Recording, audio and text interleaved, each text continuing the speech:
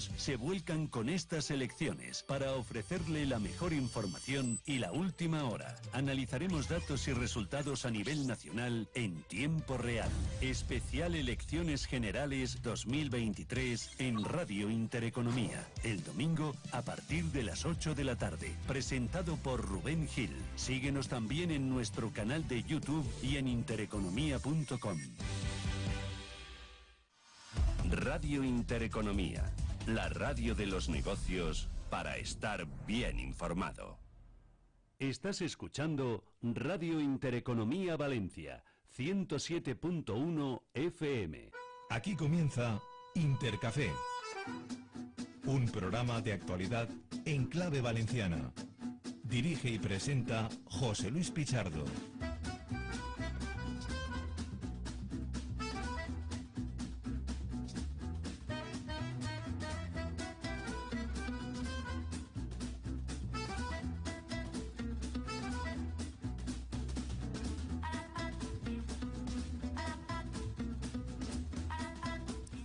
Bienvenidos a Intercafé, son las 9 de la mañana y 17 minutos. Estamos a 20 de julio, que no 20 de abril del 90, como dice la canción de Celtas Cortos. Bueno, estamos en la recta final de la campaña a las elecciones generales, sí, que aunque haya gente que no se lo crea, el próximo domingo hay que votar. Hay que ir a los colegios electorales, hay que depositar nuestro voto. Para todos aquellos que ya lo han hecho por correo o que lo han intentado, pues bueno, al menos han hecho lo correcto, que es cumplir con su obligación democrática. Y los que lo han intentado y no han podido o tienen que estar fuera, pues nada, se quedan sin votar, es que no hay otra. Para el resto, bueno, pues con independencia de lo que haya que hacer, lo que hay que hacer es depositar la papeleta en las urnas y luego pues nos vamos a la playa, a la montaña, de paella o lo que queramos. Bueno, en este 20 de julio, como digo, de 2023, que bueno, ya empieza a hacer calor. Por cierto, hoy a las 12, Alberto Núñez Feijóo, con lumbalgia incluida, va a dar un mitin en Valencia, ya casi de cierre de campaña, concretamente en el Oceanographic, donde está todo absolutamente, voy a decir vendido no, porque es gratuito el acceso, pero vamos, no va a caber ni un alfiler en ese gran mitin que va a dar el presidente del PP y presumiblemente próximo presidente del gobierno y evidentemente ahora mismo candidato del Partido Popular en esas elecciones generales del domingo. Bueno, esto va a ser a las 12, como digo, es la última hora, y ayer, que es el tema que evidentemente nos va a ocupar, pues ayer por la tarde se produjo la toma de posesión de los nuevos consellers, los nuevos dirigentes que van a comandar el destino del gobierno valenciano, en principio, para los próximos 4 años. Es verdad que luego, oye, pues la legislatura a unos se les puede hacer más larga que a otros y a veces se producen cambios en el Ejecutivo. Pero Carlos Mazón, el presidente de la Generalitat, por lo que dejó caer, como digo, la jornada de ayer, da la sensación de que ha buscado un gobierno valenciano de largo recorrido. Sobre todo porque ha apostado desde perfiles políticos ya consolidados, caso de Susana Camarero, que va a ocupar la cartera de Igualdad y la vicepresidencia segunda, caso de José Antonio Rovira, consejero de Educación, del cual vamos a hablar ahora a continuación con nuestro buen amigo José Seco, que evidentemente el sindicato CESIF, Comunidad Valenciana, tiene mucho que decir en la valoración de los nuevos consellers. Caso también en el ámbito más técnico y también político de Marciano Gómez, que ostentó ya responsabilidades como secretario autonómico o directivo, o estuvo al frente de la Agencia Valenciana de Salud en etapas de los gobiernos de Zaplana, de Olivas y también de Camps, y luego pues hay también otros perfiles también políticos, como por ejemplo el caso de Salomé Pradas. Y luego hay más de tipo, en este caso más técnico, por ejemplo Ruth Merino, que aparte de ostentar la portavocía del Consell, que ha sido la gran sorpresa en este aspecto, no tanto la cartera que va a llevar, que va a ser Economía y Hacienda, que se vuelven a unir, se vuelven a solapar. Y luego, por otra parte, está el caso de Nuria Montes, secretaria general de OSBEC de la Patronal Hotelera Valenciana y además representante de la CEF, que después de 27 años ejerciendo esta labor y ser un referente en materia turística, va a pasar a ostentar la cartera de turismo, que recupera el rango de consellería junto con el ámbito de la industria, innovación y también comercio. Es un perfil, como apunto, más técnico y en definitiva, bueno, pues es lo que ha pretendido Carlos Mazón, hacer una composición en este caso una mezcla tanto de experiencia política como también desde el ámbito técnico. Se me ocurre también, por ejemplo, el conseller de Agricultura, José Luis Aguirre, que es ingeniero agrónomo y que conoce muy bien el sector. Y luego está la figura de la vicepresidencia de Vicente Barrera, que es el más Nobel en este sentido en materia política, porque va a llevar o va a estar al frente de las consellerías de Cultura y de Deportes, y obviamente pues es donde tiene menos experiencia. Bueno, si podemos incluir obviamente a la tauromaquia como también parte de nuestra cultura. Este es un poco el escenario que tenemos.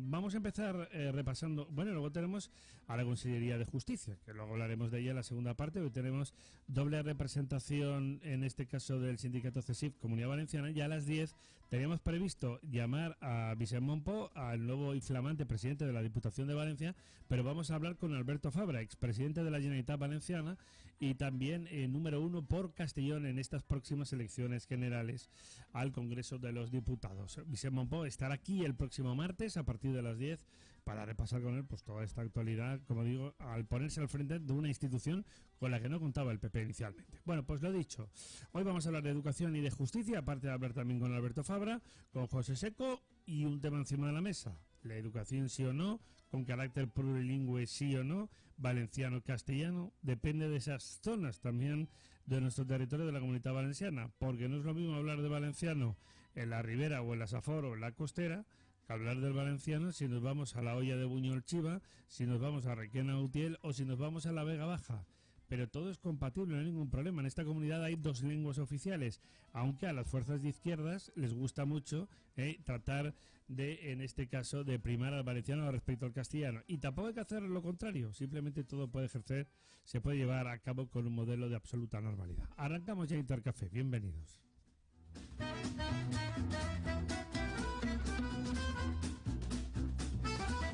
Radio Intereconomía, la radio de los negocios para estar bien informado. Sintonizan Radio Intereconomía, Valencia. Escuchan Intercafé.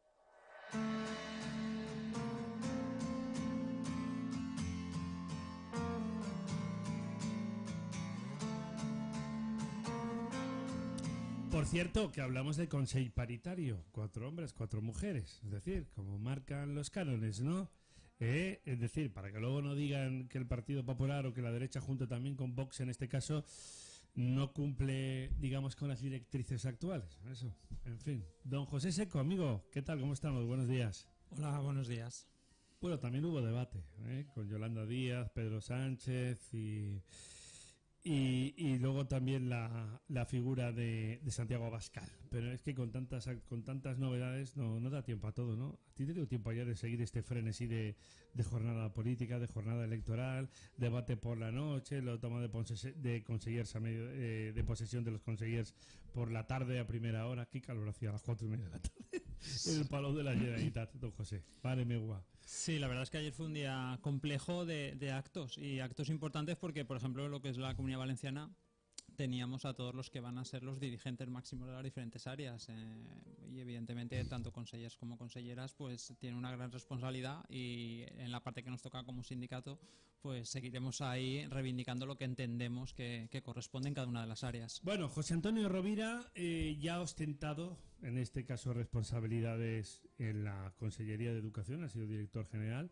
entre otros muchos cargos. Es un político veterano, conoce muy bien el segmento sobre el cual va a ostentar la máxima responsabilidad de la Comunidad Valenciana.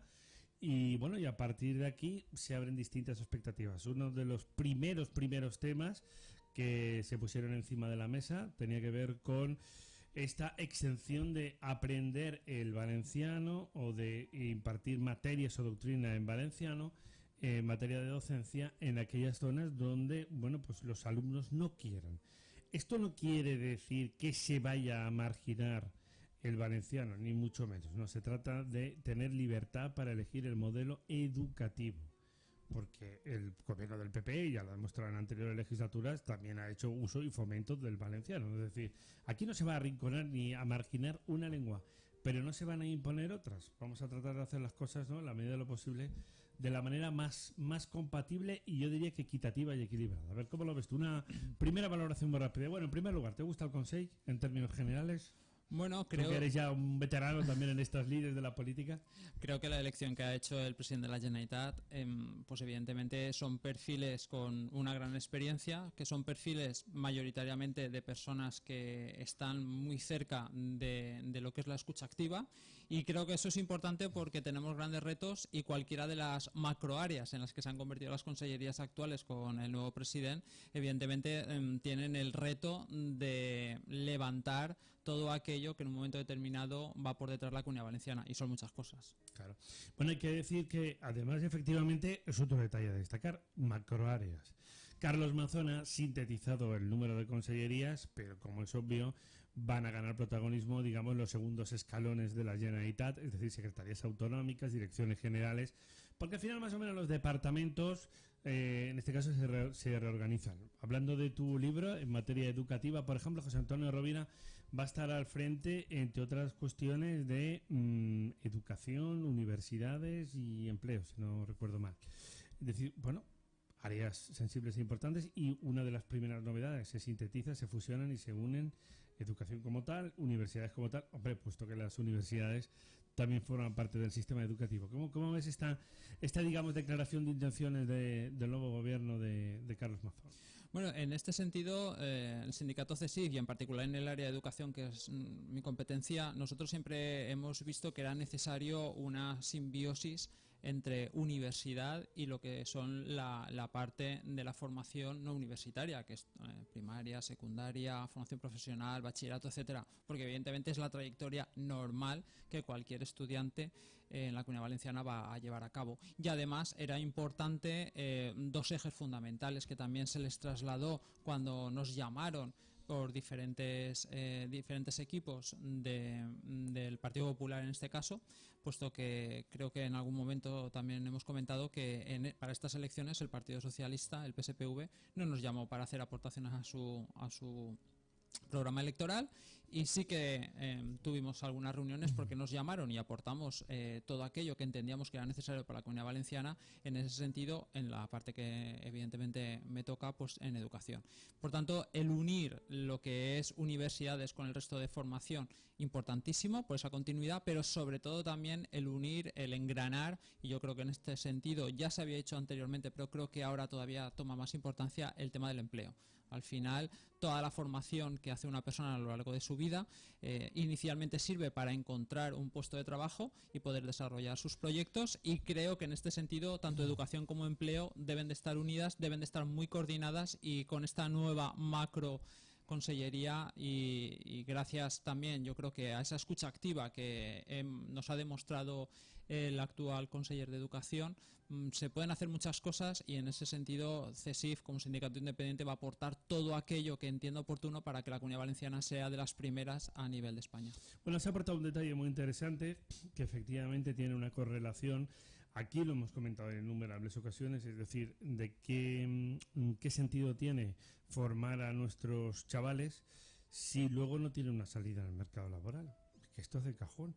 Luego nos quejamos de la fuga de talentos y toda esta historia. Bueno, pero hay que empezar por ahí. Y yo también aprovecho para decir que para aquellos rectores también de las universidades, que alguno aterrice en la tierra y vea la realidad de las cosas y de lo que hay que hacer, y que hay que darle una salida profesional a gente, sobre todo cuando hay sectores específicos que lo demandan. Aquí además, lógicamente, debe intervenir pues lo que sea el futuro Ministerio de Educación, que a priori parece que estará regido por el Partido Popular a partir del próximo lunes. Digo a priori, primero hay que celebrar unas elecciones. Pero bueno, volviendo, no quiero dejarlo pasar por alto, en primer lugar, respecto a las declaraciones de José Antonio Rovira, de nuevo consejero de Educación, con el asunto del plurilingüismo, ¿no?, del valenciano. A ver, aquí hay dos lenguas oficiales. Compromís se empeñó no en priorizar el valenciano, sino en imponer, que es lo que más molestó a determinadas áreas.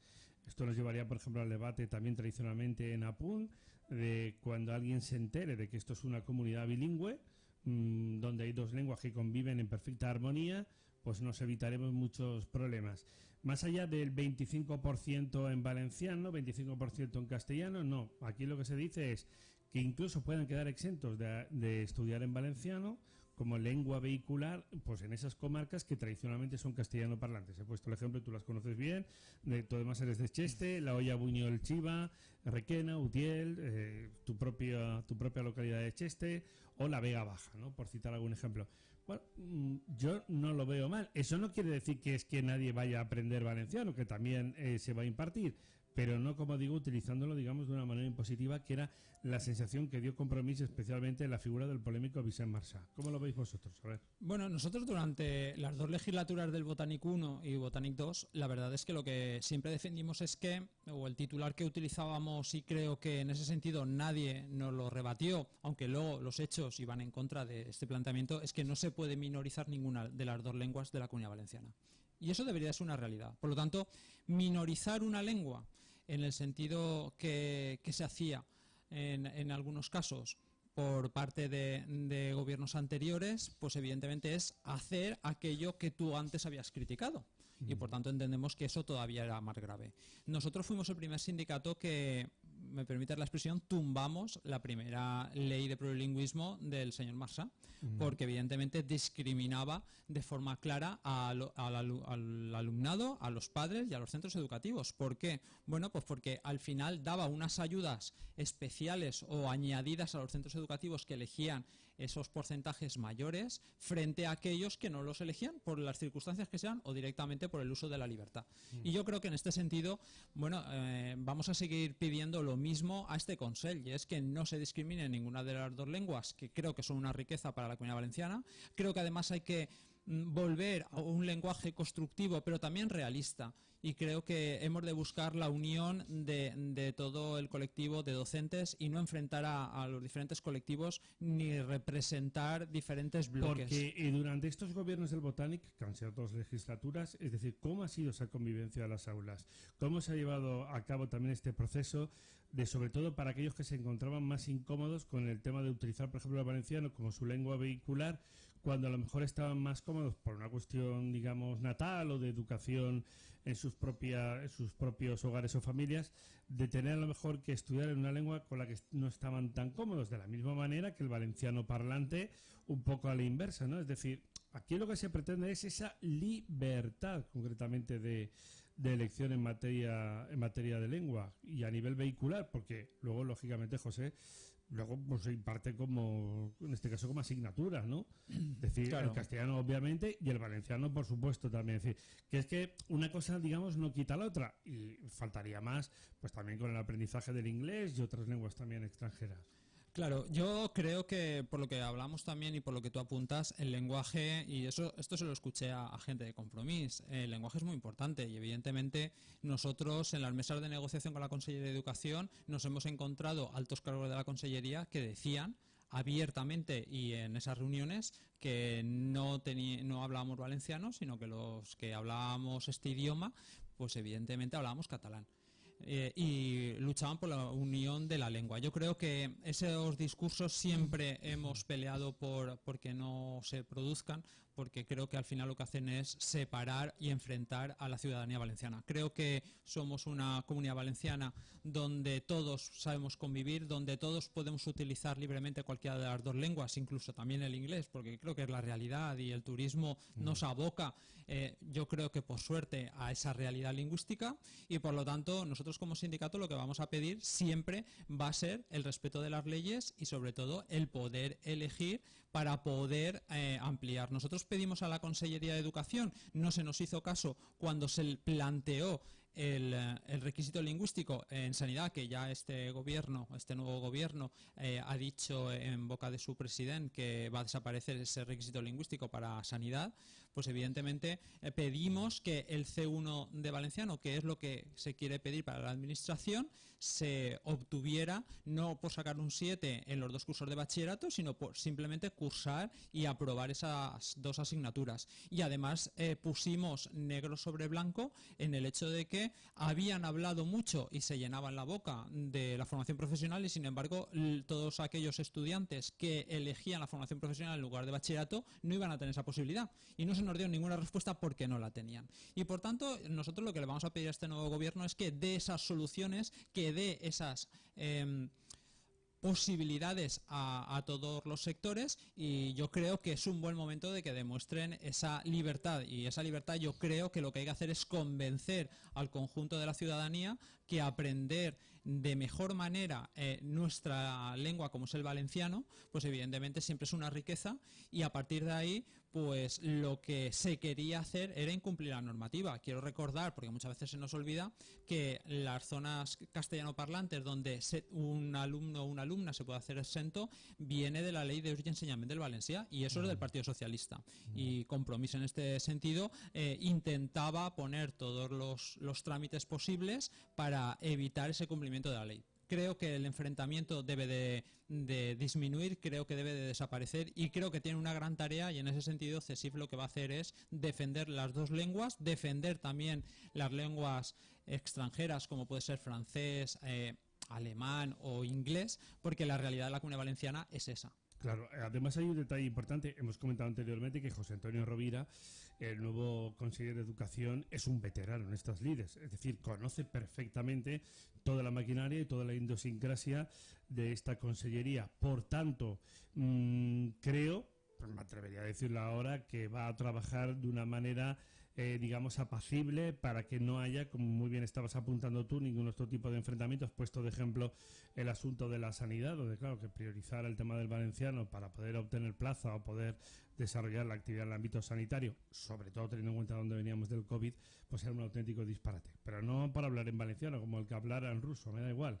Es decir, se trataba y se trata lógicamente de tener a los mejores profesionales. Pero yo insisto en la cuestión de que Rovira va a hacer un aterrizaje suave, y estoy seguro de que tratará de, bueno, sincronizar las dos cosas de la mejor manera posible, de que no haya ningún problema, y como tú bien dices, también además de hacerlo de una manera amable, donde, bueno, esto lo decís vosotros que sois los expertos en materia educativa, ¿no? Cuando se dice aquello de, es que no has aprendido tal materia o tal lengua, lo que sea y tal, no, pues de esto va la cosa precisamente. Claro que se va a seguir fomentando el valenciano, claro que se van a seguir fomentando cursos, por ejemplo, te pongo un caso, en el Ayuntamiento de Valencia hemos visto que el equipo de María José Catalá no ha cambiado el modelo de emitir el común. Las notas de prensa que recibimos los periodistas vienen en valenciano y en castellano, pero Compromís lo ponía en valenciano y en castellano, es que tenías que estar por ahí buscando el rescoldo. No, ahora lo tiene valenciano-castellano, lo tiene muy bien definido, ya está, y eliges.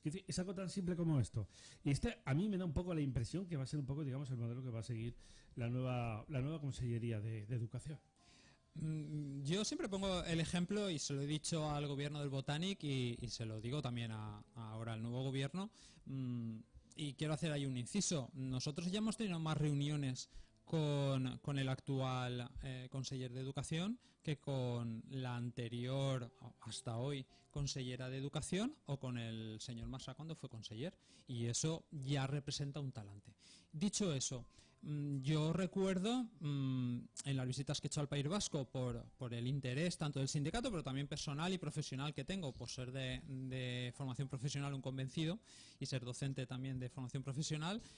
Cuando he hecho las visitas al País Vasco, vas por el País Vasco, cualquiera de los pueblos, ciudades, etcétera, está todo en su propia lengua, en euskera y en castellano. Y en castellano. Y no hay ningún tipo de problema para hablar cualquiera de los dos idiomas o para entender cualquiera de las señales. Recordemos aquí, por ejemplo, los rótulos de las ciudades, nombres de calles, etcétera, al final se los han puesto en valenciano durante la etapa de Compromís. Es decir, ya en muchos sitios no aparecía ni el español, con lo cual, o el castellano. Cuando tú llegabas a una cosa, llegabas a un sitio, entonces llega un señor de Ávila o un señor de Málaga o un señor de Londres y dice, pero ¿y esto? ¿Y dónde tengo la otra lengua? Pues, más que nada porque el castellano lo hablan 500 millones de personas, y obviamente es uno, bueno, junto con el inglés son los dos idiomas más hablados en el mundo, a nivel coloquial, comercial, etcétera. No me vale lo de los chinos porque es que son más, claro, pero eso no vale.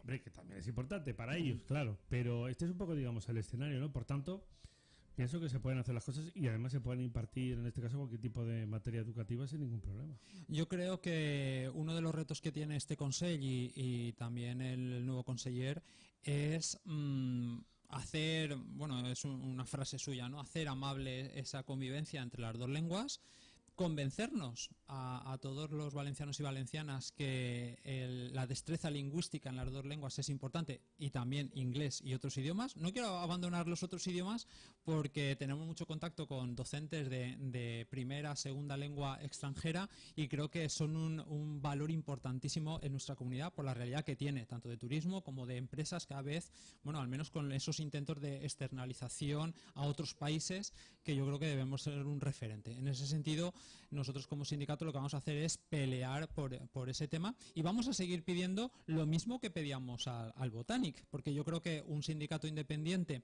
y profesional como es CESIF lo que va a hacer para hacer su trabajo, valga la redundancia, de forma más correcta posible, es seguir pidiendo aquello que nos ha solucionado. En tu programa hemos hablado muchas veces de los problemas en las infraestructuras educativas, el fracasado sistema Edifican, que tenemos esos porcentajes inferiores al 20% de ejecución. Vamos a seguir pidiendo el hecho de poder unir quizás más el tema de empleo junto con universidades. Vamos a seguir pidiendo un estatuto docente para que realmente los docentes tengamos un marco legal donde quede claro y en una normativa cuáles son nuestros derechos, nuestras obligaciones y cómo desarrollamos nuestro trabajo. Y por lo tanto hay muchas cosas que hacer que a otros gobiernos, pues bueno, les ha costado el hacerlo o directamente lo han dejado aparcado por otros intereses. Bueno, hay dos o tres cuestiones que creo que conviene recordar también. Es decir, por una parte, el asunto, por ejemplo, de los barracones. Yo ayer escuché que seguimos teniendo problemas con barracones. Es decir, seguimos teniendo, especialmente a los niños, en barracones, en el siglo XXI, en 2023, camino de 2024. Tú has puesto de ejemplo el tema del plan Edificant. Es decir, seguimos necesitando infraestructuras educativas. Tenemos que seguir mejorándolas. Y esto lo enlazo con el tema de la pandemia que hemos sufrido. Por cierto, ojo a navegantes, que hay un pequeño repunte de COVID. Lo digo porque ya empiezan a aparecer algunos casos por ahí. No, hombre, no son comparables a otras épocas, gracias a Dios, pero cuidadito, Pero bueno, esto es lógico, ¿no? El verano, mucha interacción, muchas fiestas. Pero ojito que el COVID está ahí, que no se ha ido y que desgraciadamente sigue matando a personas, sobre todo a mayores de 60 años. O sea que cuidado. Y que no solo coge el bicho en Mario Vargas Llosa. Entonces, te digo también porque ya que nos ponemos y que hemos vivido en estos años, y por cierto nunca os agradeceré lo suficiente a todo el gran trabajo que habéis hecho desde CESIF por ser nuestra voz y nuestros ojos en momentos donde nadie decía nada. Para empezar, la consellera de Sanidad saliente, la señora Ana Barceló, en aquellos momentos. Está el tema de la mejora en infraestructuras educativas, por ejemplo, desde el punto de vista de la sanidad. Es decir, yo creo, José, que no debemos tener otra vez ventanas abiertas en pleno invierno, tener unas condiciones del aire muy cargado, que podamos poner purificadores que, como tú ves, siguen este estudio, y de aquí seguirá este aparatito maravilloso que algo habrá hecho, porque gracias a Dios en este estudio nadie se ha contagiado, lo cual yo creo que después de 3 años algún papel habrá hecho, mejoras de sistemas de climatización, la figura del enfermero escolar que habéis pedido muchas veces. Es decir, aparte de temas educativos, que ahora mire con el tema del empleo que tú comentabas antes, pero simplemente desde el punto de vista de las infraestructuras hay mucho por delante y mucho por hacer.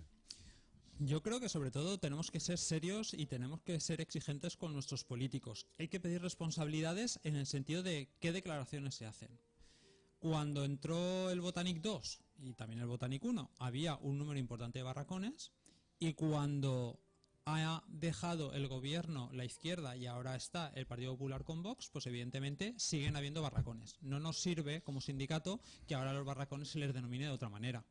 Y también es cierto que hay situaciones en las cuales está justificado. Donde nosotros nunca como sindicato hemos criticado esta existencia de forma limitada? Pues evidentemente cuando se traslada al alumnado de un centro porque se va a hacer una obra nueva, pues evidentemente no pueden estar 1 o 2 cursos, que es el transcurso de unas obras de un centro de nueva construcción, sin dar clase. Tienen que estar en algún lugar y por lo tanto ahí está justificado. Está justificado que de forma extraordinaria se pueda poner un prefabricado, o como lo quiera llamar la izquierda, que no tenemos ningún problema cuando hay una situación sobrevenida de matrícula y se aumenta el número de alumnado o de grupos en un centro educativo, y de forma puntual y para máximo un curso se habilita un aula de estas características para dar ese servicio público como es la educación. Pero luego hay que hacer un plan de choque para solucionarlo y que estén en instalaciones dignas. Por lo tanto, en ese sentido lo tenemos claro.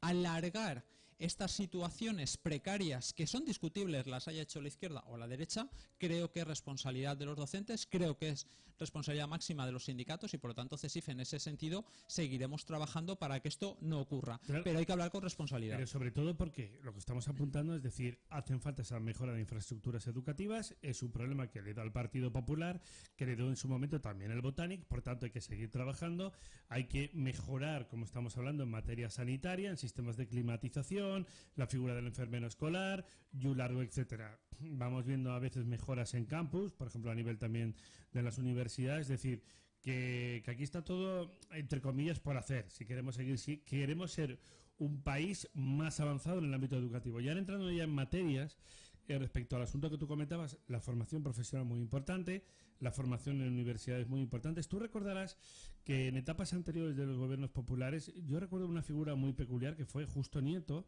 fue un fichaje de Camps, me parece, y que trató de darle un impulso a la universidad como nexo, como punto de unión respecto al tema del empleo que tú señalabas. Y, por supuesto, fortalecer tanto la formación profesional como estamos apuntando desde el ámbito también, por ejemplo, en materia de bachillerato, etcétera.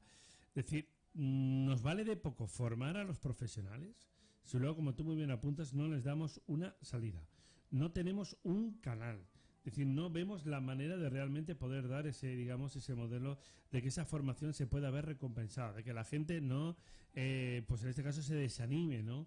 De ver, de decir, oye, que me estoy aquí esforzando por sacar adelante un grado o cualquier otro tipo de titulación y que luego no sé dónde voy a ir a parar, que tenga sueldos bajos, que tenga que acabar en el extranjero. En fin, lo que venimos hablando desde hace años. Sí, bueno, yo la verdad es que le tengo especial cariño a Justo Nieto porque cuando estudié en la Universidad Politécnica... Un gran profesional, ¿eh? Y buena persona. Sí, buena la verdad. Buena gente. Yo en su día estuve en la Universidad Politécnica y la verdad es que para mí siempre fue un referente. Y en este sentido yo creo que lo que le tenemos que exigir a los políticos y en particular a la Consellería de Educación, porque tiene ahora evidentemente las competencias tanto en empleo como en universidades, y al conseller, pues al final se trata de hacer una realidad, pero creo que hay que hacer una buena radiografía y no eternizar los estudios. Nosotros al Botanic, como sindicato, le pedimos el informe del análisis de la realidad empresarial de la Comunidad Valenciana y han tardado más de 3 años y todavía no lo tenemos completo. Por lo tanto, está muy bien el objetivo, pero hay que hacerlo en tiempos razonables. Y en ese sentido yo creo que lo que tenemos que hacer es que cualquier alumno o alumna que esté cursando cualquier nivel de profesionalización, estamos hablando de universidades, sea una ingeniería o sea una carrera de ciencias o también de otra rama, pues evidentemente tenga ese contacto con el tejido industrial. Y además tenemos una realidad, y tenemos una realidad en la Comunidad Valenciana, también en España, pero también en la Comunidad Valenciana, donde el 80-90% de las empresas son pequeñas y medianas. Y por lo tanto, esa realidad hay que atenderla. ¿Se han hecho esfuerzos? Sí. ¿Se han hecho esfuerzos que han dado resultados? Todavía no. Porque los consejos comarcales de la formación profesional han ido muy lentos trabajando. Quiero denunciar además que se hizo de forma radical. En ese sentido, no nos dejaron tener voz a otros sindicatos que no fueran UGT y Comisiones Obreras en esa representación y, por lo tanto, no dejaron que democráticamente pudiéramos participar otros sindicatos que no fueran los que ya forman parte del staff de la izquierda. Y, por lo tanto, en ese sentido, yo creo que este nuevo gobierno tiene ese reto y que todo alumno o alumna debe de tener claro que esos estudios se deben de compaginar con esas prácticas dignas en esas empresas, que los empresarios empresarios y empresarias deben de ver como una fortaleza el estar conviviendo y enseñándoles la realidad a esos futuros trabajadores que van a poder tener, y a nosotros, que nos gusta desde el sindicato CESIF estar muy en la realidad empresarial y también de universidades y de centros educativos, pues hemos estado en los foros de empleo. El último, creo recordar, fue el de la Universidad Politécnica. Sí. Necesitamos esa simbiosis, ese conocimiento de las empresas para que el profesorado también tenga la posibilidad de hacer esas estancias formativas en esas empresas para mimetizarse con las necesidades, trasladárselas al alumnado. Y sobre todo porque en esos escenarios, como tú apuntas, ¿no? Si no se mezcla, si no se hace esa simbiosis, no se abren las puertas al final del empleo, que al final es el objetivo del estudiante, porque se está formando para poder desempeñar su labor. Tú sabes que también uno de los grandes caballos de batalla, y que a priori debería solucionar el futuro gobierno de España, yo lo pongo muchas veces de ejemplo, ¿no? Que es el modelo alemán. Es decir, la oficina de empleo en Alemania es la mayor empresa del país teutón, que son palabras mayores, porque en Alemania pues hay unas cuantas marcas, por ejemplo, de automóviles que nadie conoce: el grupo Volkswagen, Mercedes, BMW, solo en automoción, con todo lo que tiene evidentemente también de poder la industria germana. Pero la mayor empresa es la oficina de empleo. ¿Por qué? Porque se canaliza, es decir, a cada persona, en base a su formación, experiencia y trayectoria, la ocupación más cercana a lo que quiera hacer, o para lo que se ha preparado, formado o tiene adquirido una experiencia. Dicho de otra manera, no es el cajón desastre de España y, por supuesto, de la Comunidad Valenciana.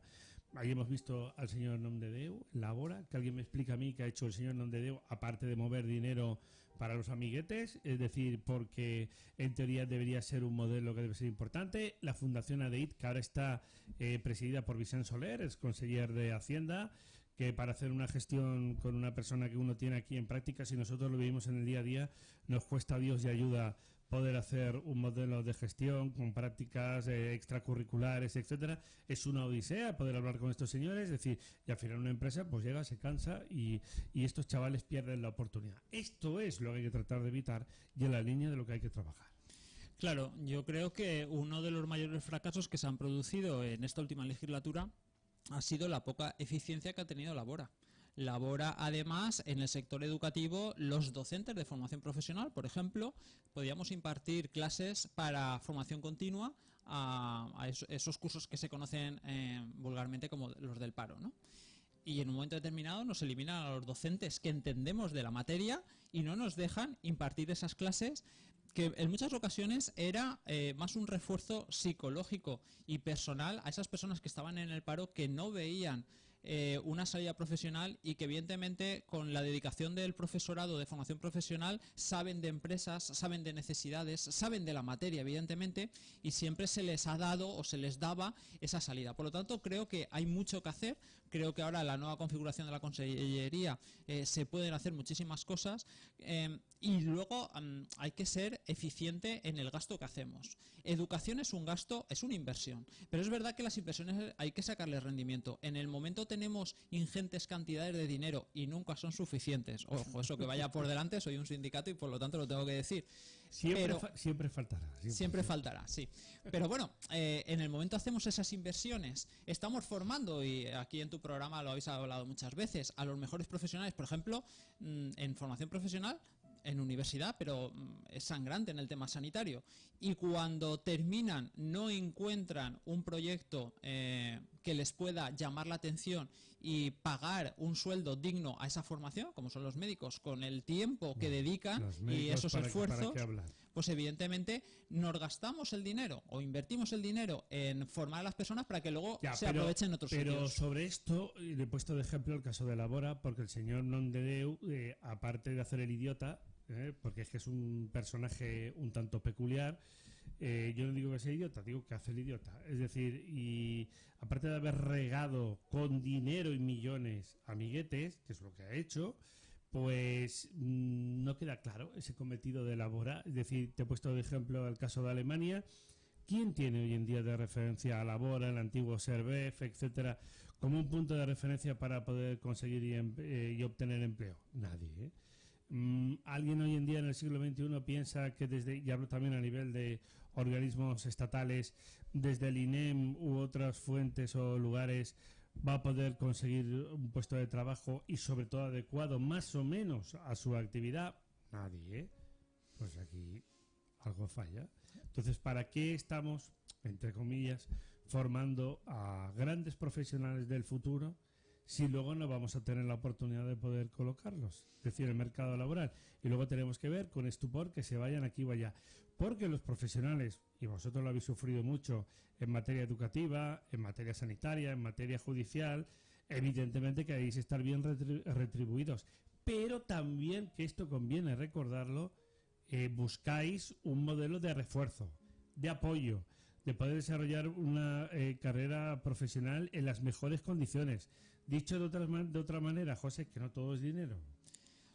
Yo creo que en este sentido, no matizarte, pero sí añadir.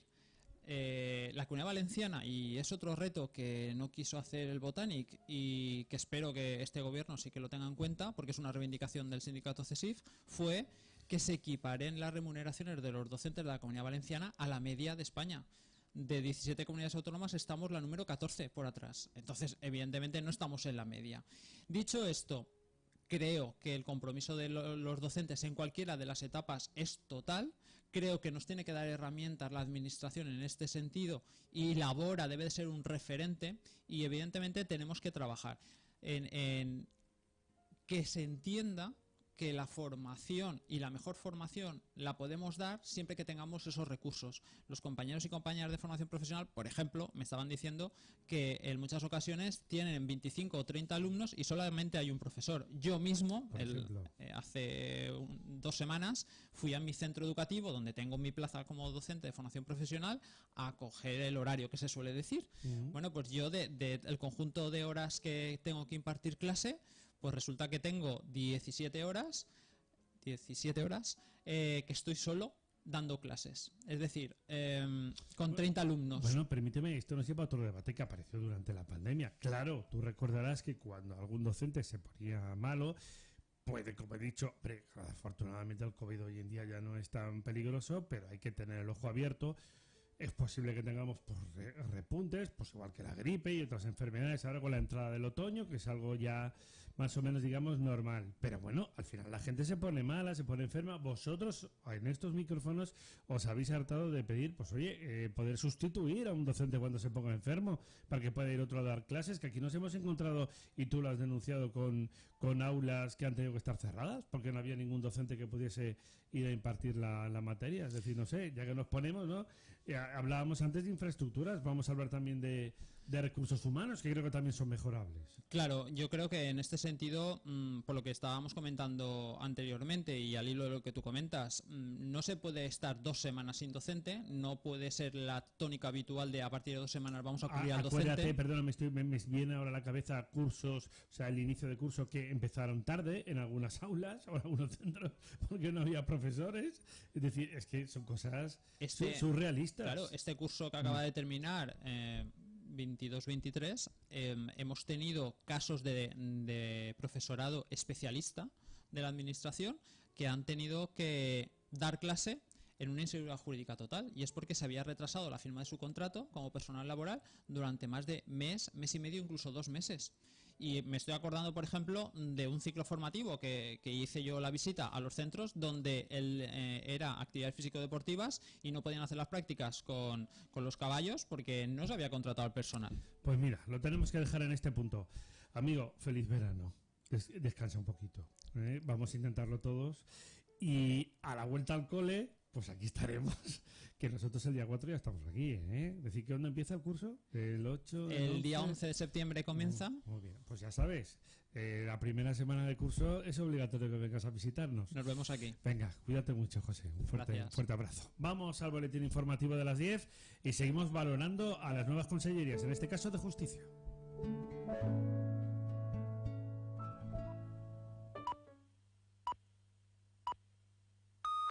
Son las 10 de la mañana, a las 9 en Canarias. Radio Intereconomía. Boletín informativo. Buenos días. Las acciones de Bankinter lideran hasta ahora los recortes del IBEX 35. Se dejan un 1,14% tras anunciar que obtuvo un beneficio neto de 418 millones de euros en la primera mitad de este año, un 54% más, gracias a los mayores ingresos logrados en todas sus líneas de negocio, ingresos que subieron impulsados por el aumento de los tipos de interés en la zona del euro y por la captación de negocio y de clientes. Manuel Velázquez, buenos días. Buenos días. Las cuentas de Bankinter se han visto impulsadas por la continua subida de tipos de interés por parte del Banco Central Europeo en el último año, que ha permitido a la entidad disparar todos los indicadores del negocio típico bancario, a pesar del estancamiento general de la producción de nuevo crédito. Así, Bankinter elevó su margen bruto un 33%, su margen de intereses un 60% y su margen de ingresos por comisiones se mantuvo invariable en los 303 millones de euros. En lo que se refiere a la actividad, la producción de nuevo crédito apenas creció un 0,4%. La producción hipotecaria, por su parte, cayó un 16%. Las cuentas nómina aumentaron 5 puntos porcentuales, aunque los saldos depositados cayeron un 13% debido al trasvase a otros productos por líneas de negocio. Bankinter ha logrado crecer en todas las líneas de negocio. Incremento de ingresos, ha dicho la entidad financiera, que se produjo a pesar de que en el primer trimestre del año el banco hizo frente en su totalidad al pago del nuevo impuesto a la banca, que en el caso de Bankinter ascendió a 77,5 millones de euros. Buenos resultados, a pesar de los cuales las acciones de Bankinter, como decimos, operan con recortes. Óscar Rodríguez Rouco, de Banco Sabadell. De todo lo que tenemos hoy, lo cierto es que nosotros destacaríamos los resultados de Bankinter, ¿no?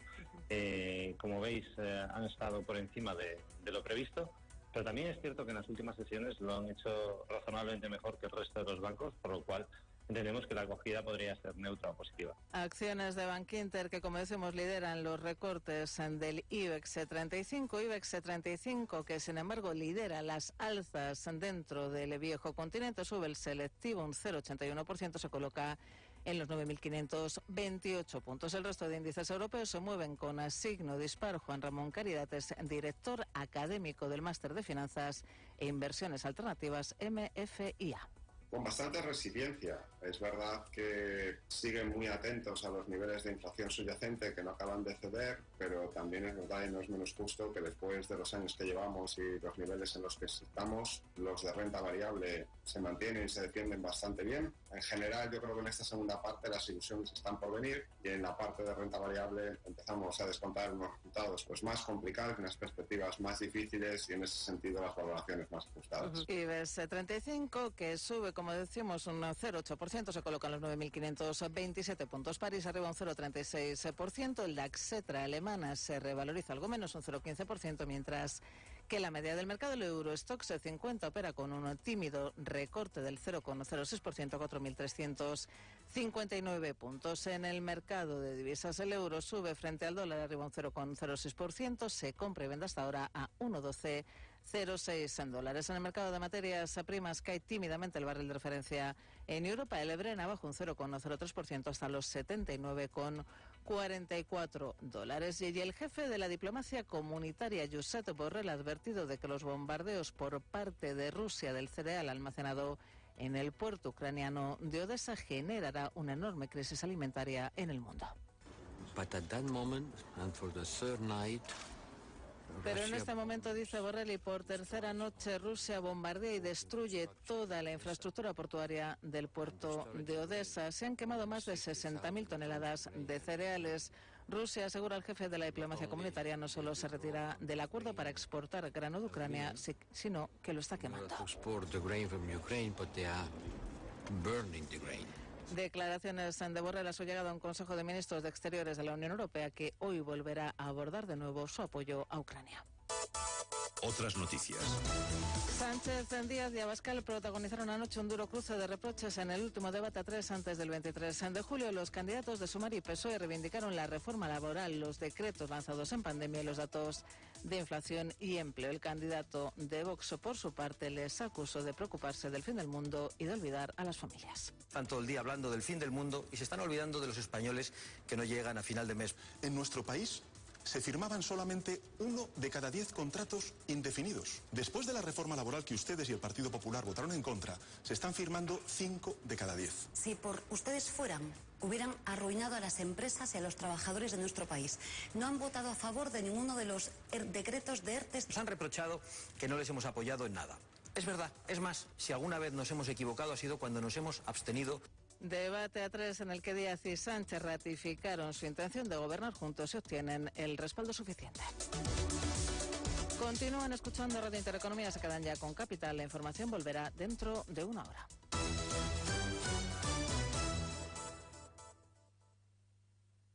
Antes de que amanezca te acompaña, escucha y ameniza las mañanas en Radio Intereconomía. Antes de que amanezca, con Guillermo Sancho Muela. De martes a viernes, de 6 a 7 de la mañana, en Radio Intereconomía.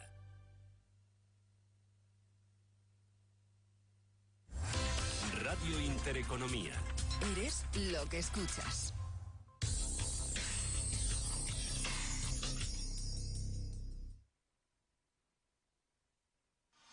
Radio Intereconomía, la radio de los negocios para estar bien informado. Este domingo, especial Elecciones Generales 2023 en Radio Intereconomía. A partir de las 8 de la tarde, nuestros servicios informativos se vuelcan con estas elecciones para ofrecerle la mejor información y la última hora. Analizaremos datos y resultados a nivel nacional en tiempo real. Especial Elecciones Generales 2023 en Radio Intereconomía. El domingo, a partir de las 8 de la tarde. Presentado por Rubén Gil. Síguenos también en nuestro canal de YouTube y en intereconomía.com. En Rivera Salud seguimos cuidándote como siempre. La normalidad en todos nuestros centros ya es una realidad. Garantizamos tu seguridad y tranquilidad. Y sin listas de espera, como siempre. Somos Rivera Salud. Somos salud responsable.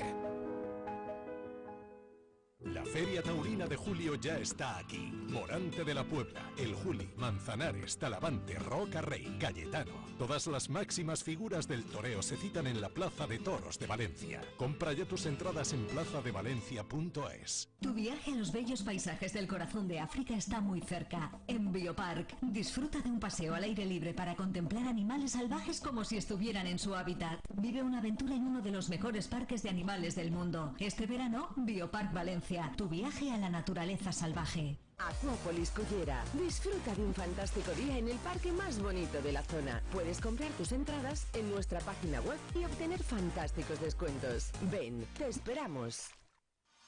Radio Intereconomía, la radio de los negocios para estar bien informado. Sintonizan Radio Intereconomía, Valencia. Escuchan Intercafé.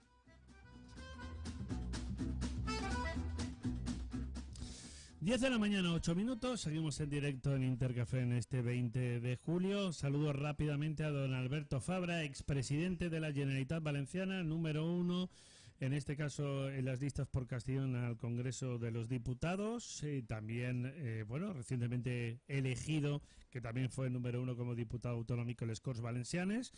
Imagino que para él un día, digamos, un tanto especial, ¿no?, con este cambio, la transición de presidentes, de consellers, etcétera. Don Alberto, buenos días. Muy buenos días, y así es. La verdad es que ayer fue un día muy emotivo. Bueno, estas últimas semanas, desde el cambio que se produjo en la Comunidad Valenciana, en muchos ayuntamientos, en las 3 provincias, y eso vuelve a demostrar que el Partido Popular está ahí, que la gente confía en nosotros y que nos necesita para realizar el cambio que están esperando todos los ciudadanos. Bueno, le noto ya claro, con voz cansada, imagino, porque usted yo ya no sé cuántos mítines, encuentros, etcétera, lo cual es normal. ¿Va a estar usted esta mañana con Alberto Núñez Feijóo o estará en Castellón? Sí, no, bueno, estoy en Castellón ahora. Pero se viene a Valencia. Sí, dentro de un ratito ya me voy para ahí para estar en el mitin central. Bueno, ahora que no nos escuchan en Valencia y en Alicante, yo me atrevería a decir que Castellón está de moda. Están ustedes muy bien, ¿eh? Están en auge. Bueno, no nos podemos quejar, pero aún pedimos más, ¿eh? Aún queremos un poquito más. La provincia de Castellón es una provincia con muchas posibilidades, con un gran potencial, y necesitamos también la colaboración de otras administraciones para poder demostrarlo. Y en eso estamos trabajando mucho, reunirnos ahora con los distintos colectivos para conocer sus carencias, sus necesidades, y a partir de ahí ponernos a trabajar y conseguir que entre todos podamos sacar esta provincia adelante. Bueno, hay que decir además, señor Fabra, que Castellón ha tenido un papel muy importante para que el Partido Popular haya podido conseguir la Generalitat, porque el ascenso ha sido impresionante. Es decir, de llegar a buenas urbes, muchas de ellas importantes, incluida la propia capital, Castelló de la Plana. Es decir, el PP ha trabajado, yo diría que de una manera especialmente intensa, y ha sido la gran sorpresa, porque los números en la provincia de Valencia, como usted conoce, han sido un poco, digamos, desiguales. Es verdad que el PP ha recuperado el propio Capicasal y también, por ejemplo, la ciudad de Torrent, pero después han quedado fuera de esa ecuación, pues Paterna y, por ejemplo, Gandía y otros municipios. No sé, quiero decir, ustedes han hecho muy bien las cosas para realmente tener ese auge, ese impulso que ha permitido que Carlos Mazón ahora mismo pues sea presidente de la Generalitat. Bueno, porque de generar ese cambio. Ciudadanos de la comunidad valenciana especialmente lo estaban pidiendo. Pero muévase, perdón, un poquito, señor Fabra, que tengo problemas de cobertura. O regular. Le escuchaba bien, pero ahora estoy mal. A ver ahora. No, puede ser. Ahora. Sí, bueno, perdón, porque me pillas en el coche yendo de un sitio para otro. Ah, perdón. Entonces a lo mejor se da la cobertura. Vale. Pero sí. Os decía que hemos sido todos en la Comunidad Valenciana del Partido Popular, se nos va la cobertura. En nuestra comunidad y especialmente en la provincia de Castellón. Son muchas las demandas, muchas las necesidades, ha habido un abandono de Castellón, no se han afrontado las infraestructuras necesarias, han desatendido sectores como el de la cerámica, que tanto se nos va. Y el apoyo de estas administraciones. Se nos va la cobertura, señor Fabra, no le molesto, ya tengo otro hueco, le llamo si le parece bien la semana que viene. Es que se nos va y se nos viene y no lo puedo escuchar apenas. Perdón y gracias por la llamada, y confiamos que el día 23 también a nivel nacional podamos ver el cambio que hay tantos castellanos. Bueno, pues a ver si viene, yo sé que está usted muy ocupado, pero a ver si viene a visitarnos, o le puedo llamar la semana que viene con más tranquilidad en un sitio así, digamos, más fijo, porque ha tocado usted el tema de la cerámica, que también es muy importante, que no se nos olvide. Y el turismo, por supuesto, faltaría más. Gracias. Sí, buenos días. Cuídese, adiós. Claro, tenemos a los candidatos de campaña. Bruno Antuña, presidente del área de justicia del sindicato CESIF, Comunidad Valenciana. Te hago la presentación formal. Buenos días. Buenos días. Acércate al micro, porfa. Claro, es que pillamos a los candidatos. Como Wilfo. Es increíble esto. Es que estamos a 20 de julio. Sí. Y seguimos teniendo todo el mundo para arriba y para abajo sin parar. Sí, Dios mío, qué mes de julio y qué frenesí. Ayer tuvimos, yo creo que el primer día un poco agobiante de calor. Ayer pasamos mucho calor. Bueno, yo ayer 3 duchas. O sea, claro, cada vez que venía te llegaba a casa totalmente empapadito, a ducharte y vuelta a empezar otra vez. ¿Cómo estás?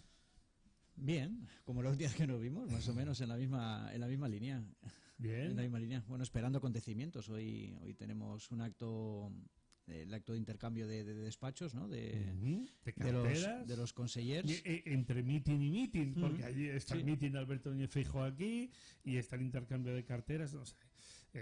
Todo es un poco totum revolutum, ¿no? Sí. Pero bueno, así también lo quiso el presidente del gobierno, de al final meter de por medio un proceso que no es menor de elecciones generales cuando todavía estamos constituyendo gobiernos autonómicos. Sí. Claro, y cada gobierno ha ido a la mejor marcha posible, pero claro, al final, pues fíjate, Carlos Mazón toma posesión, los consejeros en la misma semana, digamos, grande de la traca final de campaña, sobre todo porque el presidente valenciano piensa en los intereses de la Comunidad Valenciana, no piensa, lógicamente, en los intereses de Madrid, y ha elegido a los que él considera que son los mejores responsables para ostentar las carteras. ¿Qué te parece la nueva consellera de Justicia? Ahora vamos a hablar de tu libro, de la parte que te toca a ti. Cuéntanos. Elisa Núñez, que viene de la parte de Vox, por cierto. Sí. Hombre, a ver, a mí lo que más me gusta es que prácticamente nadie sabe nada de ella, sinceramente. Viene un poco... Yo ayer estuve buscando información, sí que encontré información suya a nivel de historial académico, de su tesis doctoral, pero no encuentras prácticamente nada, ningún tipo de manifestación a nivel político, que por otro lado es una pena, ¿no? Porque claro, cuando los políticos están en oposición y se mojan, luego les puedes echar en cara cosas, pero es que en este caso no va a ser así, ¿no? Profesora, perdona, por ejemplo, de la Universidad Católica de Valencia, no nacida en la Comunidad Valenciana, en Albacete, pero bueno, afincada aquí ya en nuestra tierra, pero sí, podríamos destacar que un poco es una persona que ha desarrollado una labor, digamos, bastante discreta, si lo queremos llamar así. Podríamos llamarla independiente, ¿no? Podríamos llamarla independiente, como por ejemplo Nuria Montes también. Pero le voy a pedir a mi compañero que nos cambie la sintonía de fondo, que así te escucho un poquito mejor. Que efectivamente una figura posiblemente que no figuraba y no aparecía en ninguna quiniela. No, de verdad, sí, así es, ¿no? Nadie le había escuchado su nombre hasta ahora. ¿Y qué esperas de la nueva Consellería de Justicia? Pues hombre, tú ya sabes que ya te di la carta a los Reyes Magos hace unas semanas que nos vimos. Yo la llevo aquí, si hoy tengo la oportunidad se la daré. ¿Has traído aquí la carta? Sí, la he traído, si hoy tuviera la oportunidad se la daría. ¿A la consellera? Sí, porque bueno, sí que es verdad que hay cosas que son imprescindibles en esta administración y sí que es verdad que la consellera Bravo tuvo en su momento una declaración de intenciones buena en el sentido del plan de infraestructuras que, como ya comenté aquí la última vez, no se cumplió absolutamente nada. El tema del papel cero, el tema de otras muchas cosas, pero se nos ha quedado todo en absolutamente tintero, ¿no? nada. Bueno, hay que decir que los funcionarios que estaban en huelga se han quedado todos a la expectativa, os habéis quedado parados, los sindicatos, era lógico, tampoco tenía mucho sentido estar haciendo una huelga cuando estamos inmersos en un proceso electoral y sobre todo faltando tampoco, porque no estábamos en una pre-campaña, ¿no? Estábamos ya iniciando campaña. El próximo domingo pues habrá nuevo gobierno, bien encabezado por Pedro Sánchez, parece que va a ser por Alberto Núñez Feijóo, que ya veremos si puede conformar esa mayoría en el Congreso de los Diputados. Y a partir de aquí, pues como tú dices, con todo en el aire. O sea, realmente lo tenéis ahora mismo todo por dilucidar, por hacer, por ver y por solucionar, para seguir siendo el patito feo, ¿no?, de la justicia. Sí. Además es que ¿sabes qué pasa? Que ahora mismo está la cosa peor que hace 2 semanas. Y es porque el último Consejo de Ministros fue antes de ayer y el Gobierno, con perdón, ha dejado con el culo al aire a los letrados, a los jueces y los fiscales. El acuerdo que se llegó no se ha sacado, no ha salido el decreto publicado, con lo cual... Bueno, en septiembre ya no es que estemos solo nosotros esperando al nuevo gobierno, sino es que los jueces, los fiscales y los letrados de la administración están en la misma situación porque el acuerdo que llegaron no se ha consumado. Esto a ver si también nos sirve un poco a todos en este colectivo de la Administración de Justicia, que no puede cada uno mirar a ver quién tiene la toga más larga. Es decir, al final somos un colectivo y cuando se piden mejoras tiene que ser para todo el colectivo. No puede ser que los letrados pidan solo para ellos, que los jueces, pues por empatía, pidan también solo para ellos, cuando al final aquí hay un 93% de la plantilla que es el que hace el 100% del trabajo, porque realmente todas las resoluciones pasan por nuestras manos, en los que se nos ha dejado absolutamente abandonados. Mira, estoy viendo ahora titulares precisamente del canal 24 Horas de Televisión Española que dice que los funcionarios de justicia recuerdan que el conflicto sigue abierto. Sí. Es el titular que estamos viendo en estos instantes. Es decir, claro, todo este proceso, como tú muy bien estás señalando, sigue ahí, que digamos de alguna manera se ha congelado o se ha quedado ahí un poco, digamos, a la expectativa, en este caso ante la llegada de las elecciones generales, pero que ahí está. Sí, bueno, hoy mismo estamos en Logroño porque hay una reunión de los ministros de Justicia de Europa. Y estamos todos, bueno, están los compañeros que pueden en Logroño manifestándose. Dentro de la presidencia de la Exacto, española de la Unión Europea. Bueno, por partes, esa Consellería de Justicia que tú destacas, que lo primero es que precisamente pues muy poco se conocía de la nueva titular de Elisa Núñez. Hay que recordar que la Consellería, como ya comenté contigo la otra vez, pero para que todo el mundo lo vuelva a recordar o lo conozca, pues queda desgajada. Es decir, justicia como tal queda en manos de Vox, pero administraciones públicas va a parar a la cartera que ahora va a dirigir Ruth Merino, junto con Economía también y Hacienda. A ver, mi primera pregunta es un poco, ¿esto cómo se va a llevar? Porque en una parte importante a lo mejor tenéis que jugar a, digamos, a doble banda, ¿no? Porque claro, ahí hay 2 patas que afectan directamente a la justicia. Hombre, a ver, es una lástima que no se hayan disgregado ahora, más que nada porque, claro, hemos estado durante 8 años que con la disculpa de que función pública y justicia estaban separados de Hacienda, cosa que no va a ser el caso ahora, pues cualquier cosa lo tenemos que ver con Hacienda. Ahora, Función Pública tiene la suerte que no tiene nada con quien verlo. Es decir, el mismo titular de Función Pública va a ser el titular de Economía y Hacienda, con lo cual lo que se decida con esa persona va a misa. No hay... En este sentido, ¿tú lo valoras de manera positiva? Es decir, haber unido las carteras o haber hecho esa recomposición. Para Función Pública lo veo positivo. Es decir, para Justicia no. Claro, Economía, Hacienda y Función Pública por una parte, y luego, como estamos hablando, Justicia por otra. Sí, pues para Función Pública lo veo positivo. Para Justicia lo veo negativo en este caso, desde luego. Ya. Bueno, y a partir de aquí, quiere decir, ¿cómo poder trabajar? Porque en esta relación, claro, vais a estar obligados a, en principio, hablar con Elisa Núñez, la nueva titular de Justicia, y con Ruth Merino, la nueva titular de Hacienda. Sí. A ver, ¿qué tienes en mente? ¿Qué se te pasó ayer por la cabeza cuando conociste la nueva composición de las consellerías? A ver, si te digo la verdad, me dediqué un poco más a buscar información sobre la consellera de Justicia. Lo que te digo, me sorprendió no encontrar absolutamente nada a nivel de vida social, más que allá de la académica. Ni política, claro. Sí. Bueno, a ver, yo entiendo que si es verdad lo que dice la consellera Bravo, las cosas se han dejado atadas. Es decir, ahí se supone que hay un presupuesto para infraestructuras que no se llega a ejecutar, pero debería de estar en algún sitio. Aunque hoy ha salido la noticia, ayer, de que hubo un decreto de última hora de Gabriela Bravo que le quita la responsabilidad al Ayuntamiento de Torrent de la Ciudad de la Justicia. Un tema muy importante. Sí. Que, por cierto, el Ayuntamiento de Torrent envió un comunicado a este respecto señalando que que no entendía esa decisión, porque lo que se ha hecho a todas las luces es quitarles, digamos, esa potestad al consistorio para poder acabar ese Palacio de Justicia, que a priori estaba consignado y aprobado y autorizado por la propia Gabriela Bravo. Claro. Sí, pero al final el problema es lo que te comenté la otra vez. Sigue estando en la web de la Consellería de Justicia la nueva cara de la justicia, el PDF que te enseñé la última vez. Según eso, se licitaban el 19, las obras empezaban a principios del 20 y estaban terminadas en agosto del 21. ¿Ha habido un encarecimiento de los materiales? Sí, pero si se hubiera hecho cuando tocaba, no. Es que han habido 8 años. No es que haya la legislatura haya dado 4 meses, ha durado 8 años. En 8 años... Bueno, empecemos a repasar. Palacio de Justicia de Torrent, que ahora queda en suspenso. Sí. Insisto, que el propio ayuntamiento, ahora dirigido por Amparo Folgado, se ha llevado esta sorpresa de un proyecto que estaba consignado por la señora Gabriela Bravo. Torrent no es cualquier cosa, no solo por su población, sino porque es la capital también del Horta Sud. Una vez arreglado el lío ese del Horta Oeste, ahora es del Horta Sud, como toca. Pero es que tenemos el anuncio de la propia consellera saliente, de la señora Bravo, en relación con el Palacio de Justicia 2 de la ciudad de Valencia, más los juzgados de lo penal que se cerraron en distintos puntos de nuestra geografía, lo cual, evidentemente, y sobre todo para temas tan escabrosos como lo penal, le acaba complicando la vida a gente que encima tenga un problema evidentemente grave en su mayor parte, o en su mayor medida. Pues esta es un poco la radiografía que tenemos, más los juzgados que puedan hacer falta porque sí en otros puntos, ¿no? Y así estamos, así entra la señora Núñez y la señora Ruth Merino a gobernar. Una de las peticiones que desde CSI llevamos es la reversión de la provincialización de los penales. Es decir, en su momento había un penal en Alcira, otro penal en Paterna, otro en Torrent, además del de Gandía, que es el único que queda. Y esos penales se trajeron a la capital de la provincia. Es decir, no hay ninguna voluntad clara de acercar la justicia al ciudadano. Al revés, hay una voluntad clara de provincializar todo lo que se pueda. Lo hemos visto con la comarcalización de la violencia también.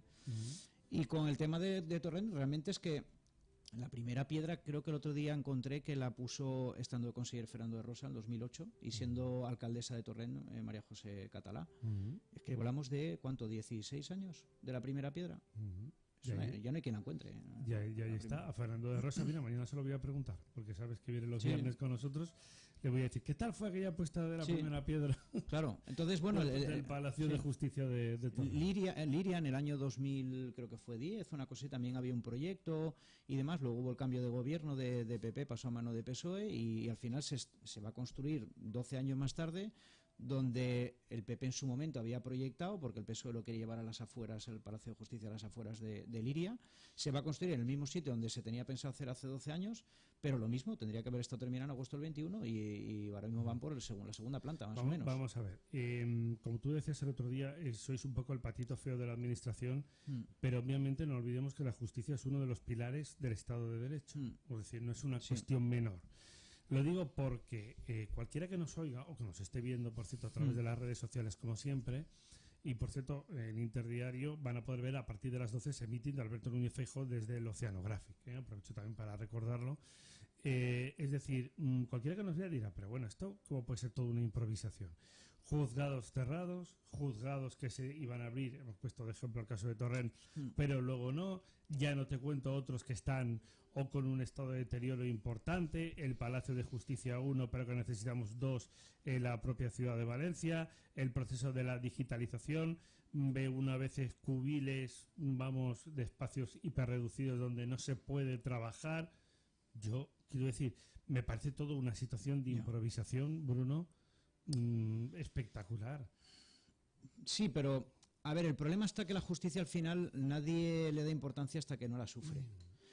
Yo te pongo un ejemplo. Imagínate que tú tienes un pueblo con 300 habitantes, eres el alcalde, y hay 4 niños y los niños tienen que desplazarse a 20 kilómetros para ir al colegio y el médico de cabecera viene un día a la semana a pasar consulta. Y tú haces una campaña donde el pueblo crece y pasa de 300 habitantes a 1.500. Sería lógico que tuviéramos un ambulatorio, sería lógico que tuviéramos un colegio para que ya en vez de 3 los 50 o 60 niños no se tuvieran que ir del pueblo. Ahora te voy a poner el ejemplo en justicia. En justicia en el año 2012 estaba programada la creación del juzgado de Quart de Poblet número 4. Sí. De la noche a la mañana, con un gobierno del PP, se dijo que no se creaba.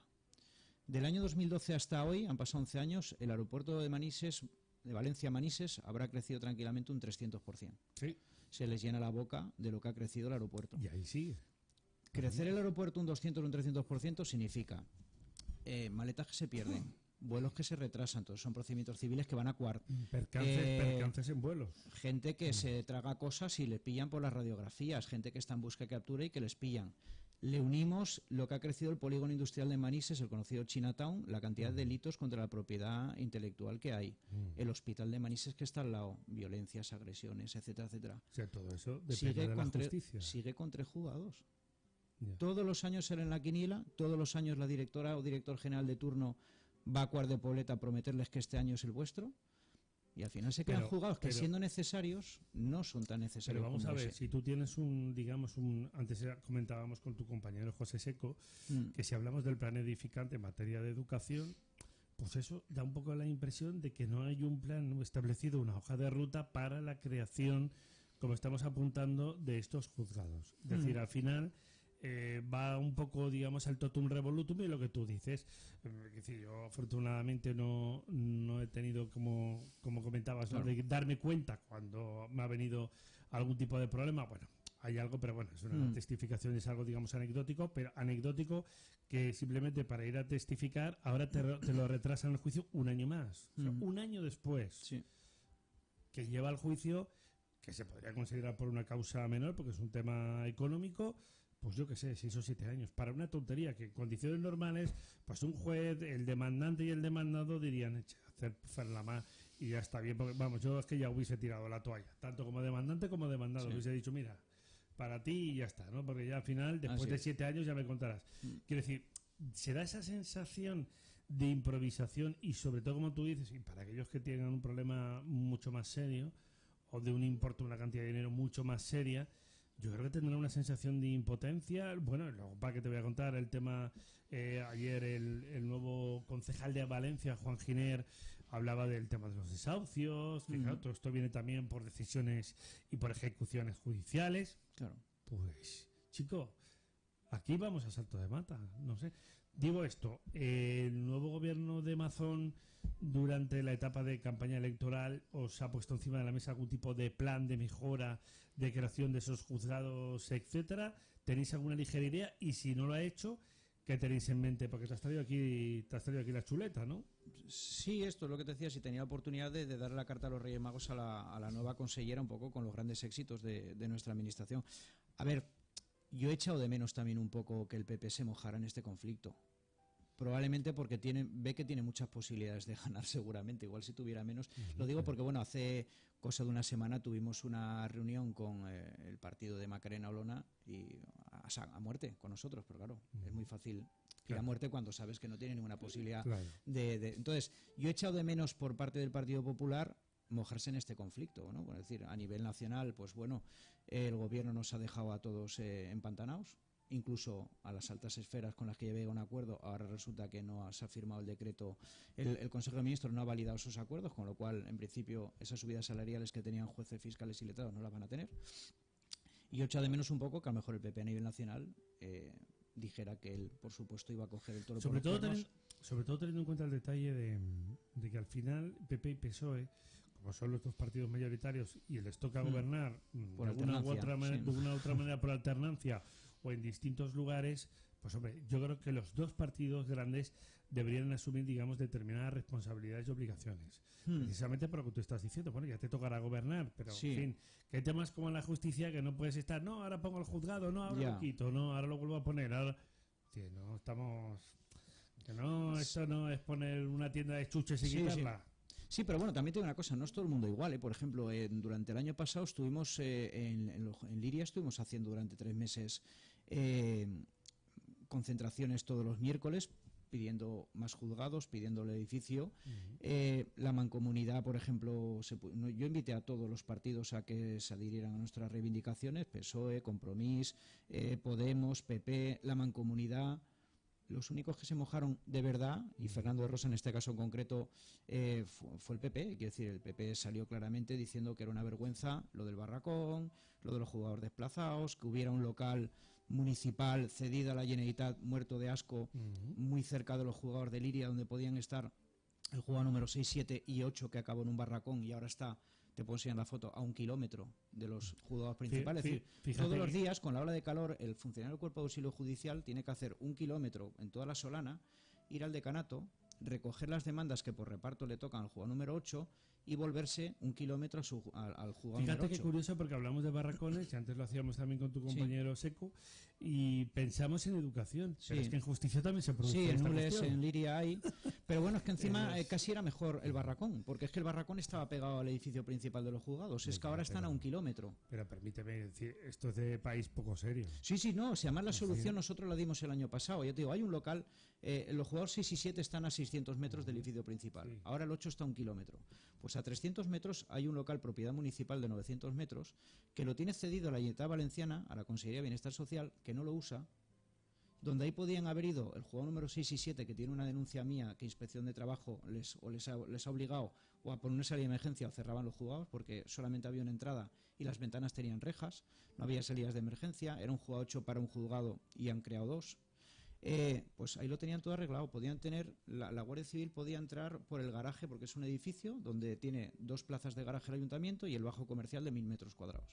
Se podía haber hecho el 6, 7 y 8 ahí, se podía haber hecho unos calabozos, una sala de vistas, está a 300 metros del edificio principal y a cambio de la obra no pagas alquiler. Ahora estás pagando un alquiler para donde está el 6 y el 7, le has hecho una obra donde está ahora el 8, que era el local de un notario, que se va a quedar para el notario cuando dentro de un año desalojen, estás pagando un alquiler, cuando gástate ese dinero en adecuar esa planta baja y luego se lo queda el ayuntamiento. O sea, es decir, quedamos de público a público, ¿no? Claro. Entonces, sí debería ser.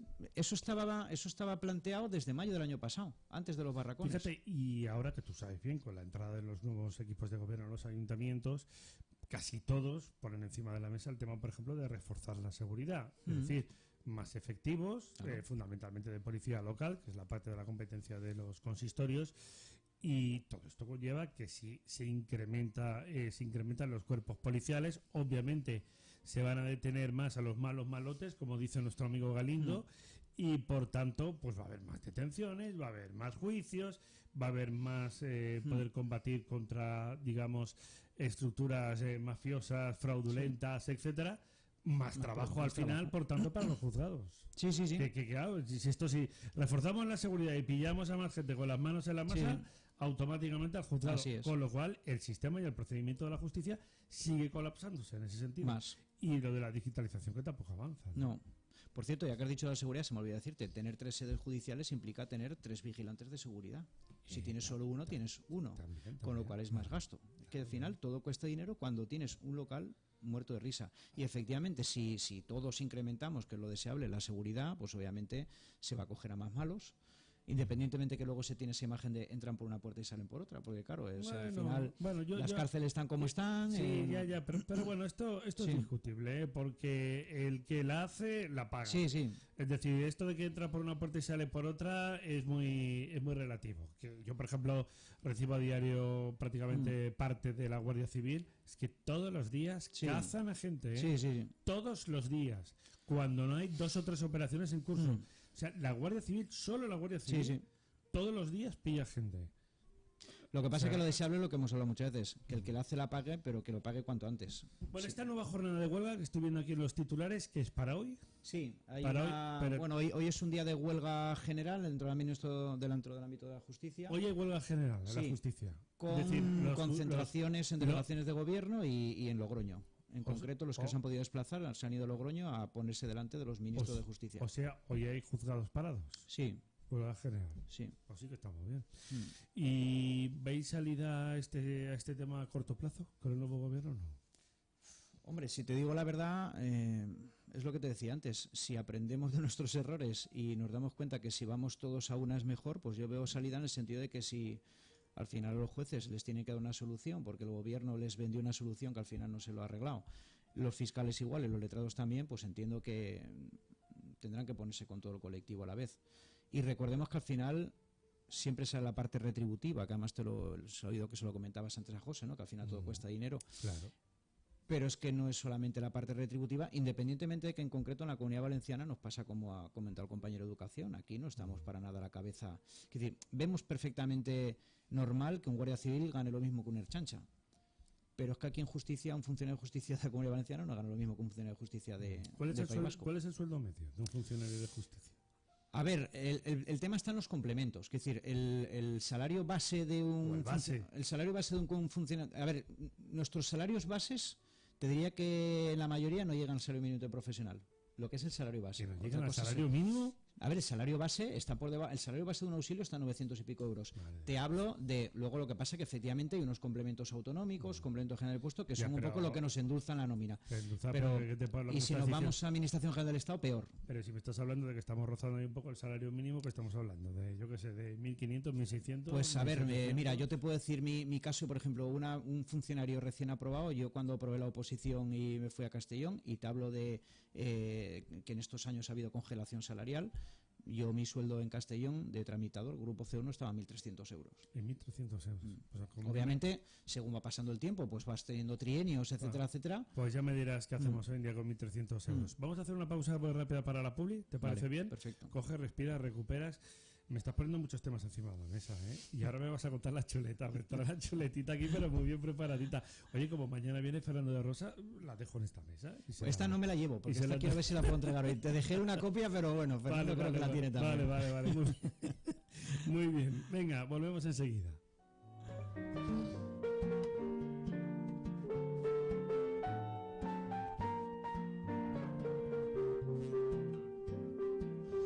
Radio Intereconomía, la radio de los negocios para estar bien informado.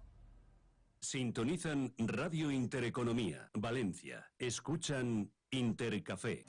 Este domingo, especial Elecciones Generales 2023 en Radio Intereconomía. A partir de las 8 de la tarde, nuestros servicios informativos se vuelcan con estas elecciones para ofrecerle la mejor información y la última hora. Analizaremos datos y resultados a nivel nacional en tiempo real. Especial Elecciones Generales 2023 en Radio Intereconomía. El domingo, a partir de las 8 de la tarde. Presentado por Rubén Gil. Síguenos también en nuestro canal de YouTube y en intereconomía.com. En Rivera Salud seguimos cuidándote como siempre. La normalidad en todos nuestros centros ya es una realidad. Garantizamos tu seguridad y tranquilidad. Y sin listas de espera, como siempre. Somos Rivera Salud.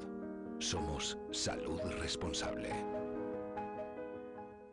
La Feria Taurina de Julio ya está aquí. Morante de la Puebla, El Juli, Manzanares, Talavante, Roca Rey, Cayetano. Todas las máximas figuras del toreo se citan en la Plaza de Toros de Valencia. Compra ya tus entradas en plazadevalencia.es. Tu viaje a los bellos paisajes del corazón de África está muy cerca. En Biopark, disfruta de un paseo al aire libre para contemplar animales salvajes como si estuvieran en su hábitat. Vive una aventura en uno de los mejores parques de animales del mundo. Este verano, Biopark Valencia, tu viaje a la naturaleza salvaje. Acuópolis Cullera. Disfruta de un fantástico día en el parque más bonito de la zona. Puedes comprar tus entradas en nuestra página web y obtener fantásticos descuentos. Ven, te esperamos.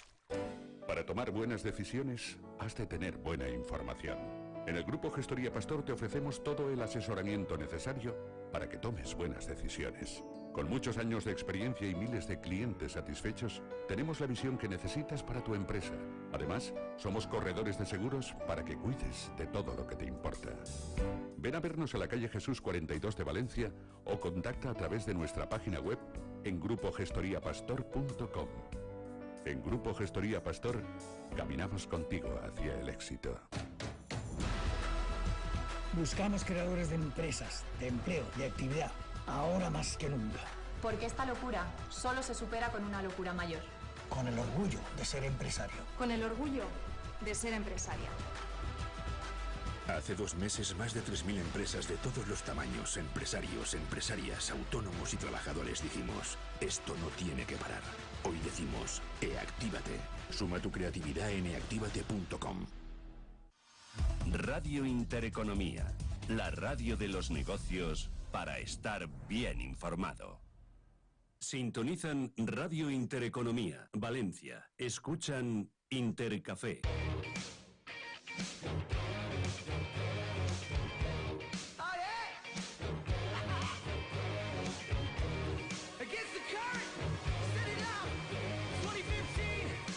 Bueno, pues nos quedan solo 20 minutitos, 19 ya, para llegar a las 11. Recuerdo que a las 12 Alberto Núñez Feijóo va a dar un mitin en directo desde el Oceanographic de Valencia, si la lumbalgia no se lo impide, que para todos aquellos que la sufran, que a mí me ha dado algún latigazo que otro, pues te deja bastante amargadito, pero normalmente con corticoides ya le están dando masajes, que es lo que hay que hacer. Yo creo que estará en forma de poder dar el mitin, porque desde luego el aforo lo tiene, bueno, completo no, lo llenaría 2 veces, pero bueno, también es verdad que el PP ha buscado un modelo de apostar, digamos, por otro perfil más bajo, el de la Plaza de Toros, sobre todo por el calor. Imagínate una tarde-noche como la de ayer, ¿verdad? Bruno Antuña, que seguimos con él, presidente del área de justicia del sindicato CESIF Comunidad Valenciana, que tela, ¿no? Si hubiésemos dado un mitin otra vez al aire libre en una Plaza de Toros... Fue duro ayer, sí. Ayer hubieran caído las lipotimias, vamos, cuando fuimos a la toma de posesión de los consellers, ni te cuento el Palau de la Generalitat, que yo era un horno. Me encontré en media de la tarde, un 19 de julio. Vaya. La gente decía, podríamos haber estado haciendo otra cosa, ¿no? Pero claro, son los tiempos. Son los tiempos. Las cosas de la política. Bueno, recordando que no se nos olvide lo primero que es la actualidad. A estas horas, hoy, huelga general en la justicia. Tienes a tus compañeros movilizados en distintos puntos. Hablabas de que hay desplazados un grupo a Logroño porque hay una reunión de ministros de justicia de la Unión Europea con motivo de esa presidencia española, comunitaria. Y bueno, y así estáis. O sea que esto que sigue, ¿no? Sí, no ha parado. No ha parado. Y la idea es que, bueno, sí que se decidió aplazar lo que eran las jornadas de huelga como se habían planteado desde el 22 de mayo, de huelgas indefinidas todos los días, porque sí que es verdad que al final pues la gente lleva un desgaste, también vienen épocas donde hay que conciliar, vacaciones escolares, las propias vacaciones de los funcionarios, y entonces, claro, al final, quieras que no, el seguimiento va bajando, es impepinable, primero porque económicamente no puedes sustentarlo, y porque te vienen pues otras cosas que ya tenías planeadas a lo mejor desde marzo, antes de que este conflicto estallara, ¿no? Dicho esto, la justicia ha tocado fondo, porque vemos un deterioro progresivo por todos los temas que hemos comentado antes. Recordemos cierres de los juzgados, empeoramiento de las instalaciones, falta de instalaciones, falta de nuevos juzgados. Por ejemplo, la señora Bravo, que prometió una ciudad de la justicia 2, la sorpresa del Palacio de Justicia de Torrent, que ahora que el ayuntamiento podía cometer una parte importante de la obra, ahora la señora Bravo dice que no y revierte el proceso. Sí, hemos tocado fondo. A ver, en justicia tenemos un dicho que aquí en esta casa todo es susceptible de empeorar.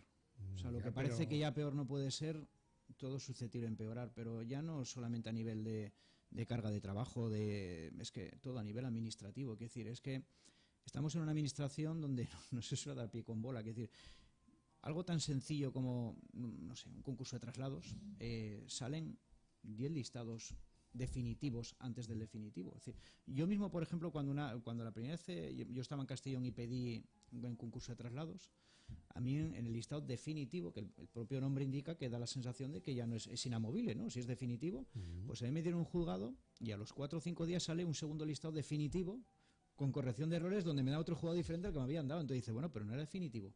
Pues aquí pasa lo mismo, aquí te ofrecen unas comisiones de servicio donde te salen unas plazas y luego sale una adenda primera donde por error hemos metido una plaza que no era, una adenda segunda porque nos hemos dejado plazas que tenían que haber salido no han salido, una adenda tercera, es decir, funciona todo relativamente mal. Mira, esta administración. Me ha venido una cosa a la cabeza que se me había olvidado, y es que el gobierno de Pedro Sánchez, en principio, como digo, saliente, lanzó el otro día la casa por la ventana y convocó de 30 a 40.000 plazas de empleo público. ¿Van a ir a parar a dónde? En teoría, y esto en principio lo va a acometer el señor Feijóo. Por cierto, que pueden seguir el mitin en interdiario.es, que no lo he dicho antes. Es decir, a priori va a acometer esto el nuevo gobierno del Partido Popular. Repito, a priori. Y si es Sánchez, pues bueno, vamos a ver, porque esto es como el mago, ¿no? Que se saca de la chistera de repente 30 o 40.000 plazas de empleo público. ¿Cómo se van a distribuir? ¿Los sindicatos sabéis algo? En este caso CESIF. Es decir, ¿cómo está toda esta organización y este proceso? A ver, no cabe duda que tiene que haber un relevo generacional. Es decir, aquí para que te hagas una idea... las jubilaciones, perdona, siguen siendo un problema también. Sí, claro, no. Y además es que aquí hubo, igual como en su momento el baby boom, hubo una época en los años 85 al 92 donde crearon, o sea, entró un montón de gente en la función pública, y esa gente ahora mismo, el que no está a punto de jubilarse, está prorrogado y le quedan 2, 3, 4 años para jubilarse. Aquí en Valencia, por ejemplo, en los próximos 3 años se jubila un tercio de la plantilla de forenses, por ponerte un ejemplo. La edad media yo creo que de los funcionarios de Conde Generalitat, de Función Pública Valenciana, pues creo recordar que estaban los 57 años o 55. Es decir, estamos hablando de que la gente se jubila y la función pública es necesaria, porque al final tú tienes que tener una independencia, porque aquello que se dice, no, es que el sueldo en Nescafé, la plaza, es que es fundamental que un funcionario no dependa del político de turno, que haya funcionarios de carrera, pero los funcionarios de carrera pues se jubilan, y se jubilan cada día, no a los 50 con prejubilaciones, es decir, los funcionarios ya se jubilan a la misma edad que los de Mercadona y los de la Ford, no hay planes de prejubilación para nosotros que nos quedemos en casa con 50 años a vivir. Yo, por ejemplo, pues me aprobé en el 2011 la oposición y yo estoy en el régimen general y yo me jubilaré a la misma edad que se jubile el de la Ford o el de Mercadona. No tengo esas posibilidades de planes de pensiones, prejubilaciones. Pero todo el proceso, aparte de eso, es decir, claro, el gobierno lanza una oferta de plazas públicas. Luego, por otra parte, está esa tasa de reposición. Pero luego, al mismo tiempo, aparte hay que ordenar, articular, organizar todo ese proceso de reemplazo, que evidentemente es natural, como tú muy bien señalabas, porque es ley de vida.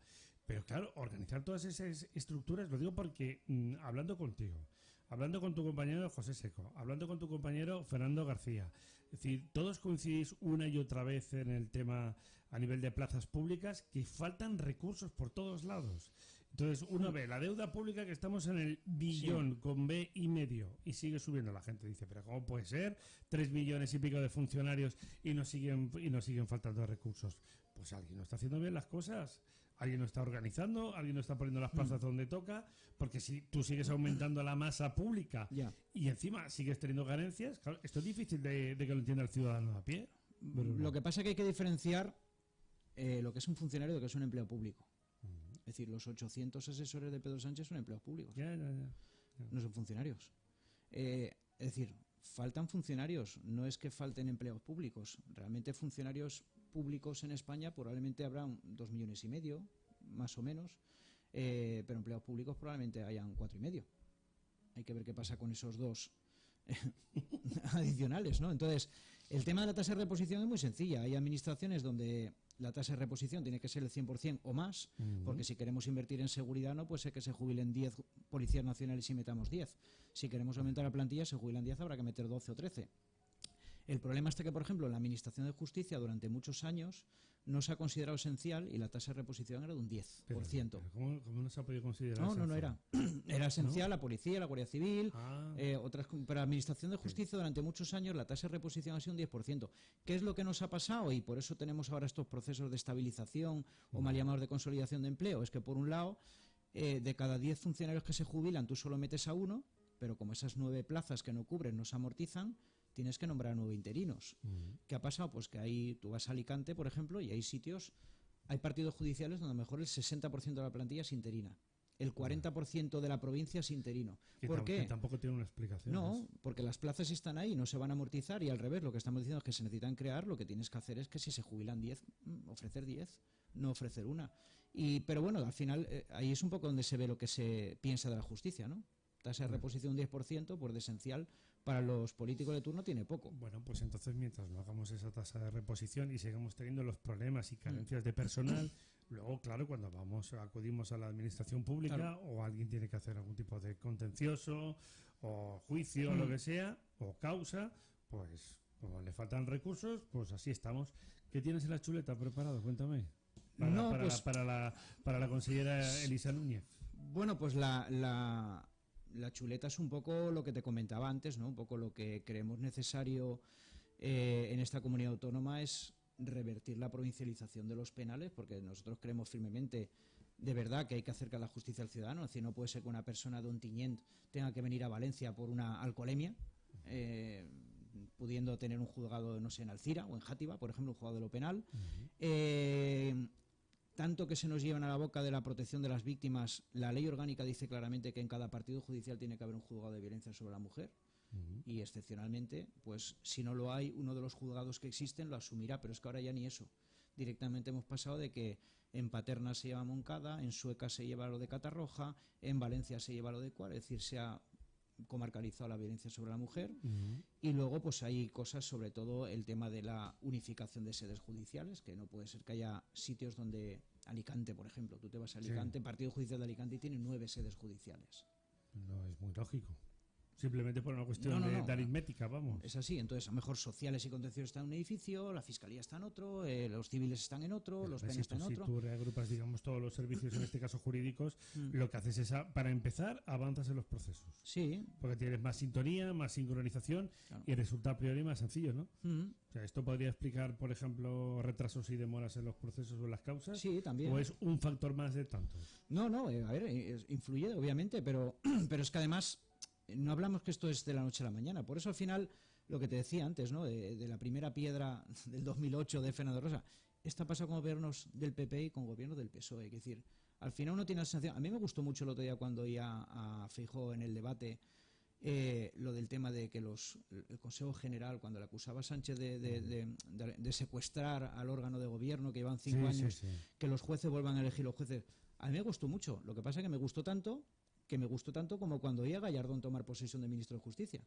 O sea, vamos a acabar con el espectáculo de que sean los jueces elegidos por los políticos que sean los que juzguen a los políticos, ¿no? ¿Qué pasó? No pasó nada. Claro. Ha pasado la historia por las tasas judiciales, no por revertir. A todo esto está, por ejemplo, el embrollo de la Fiscalía, como sabes, Fiscalía General del Estado, la señora Dolores Delgado, la que ha montado. Bueno, pues también, esa, como bien la achacaba Sánchez, también en este caso a Feijóo, los miembros del Consejo General del Poder Judicial, algo hasta lo que nos ha pegado el toque Bruselas.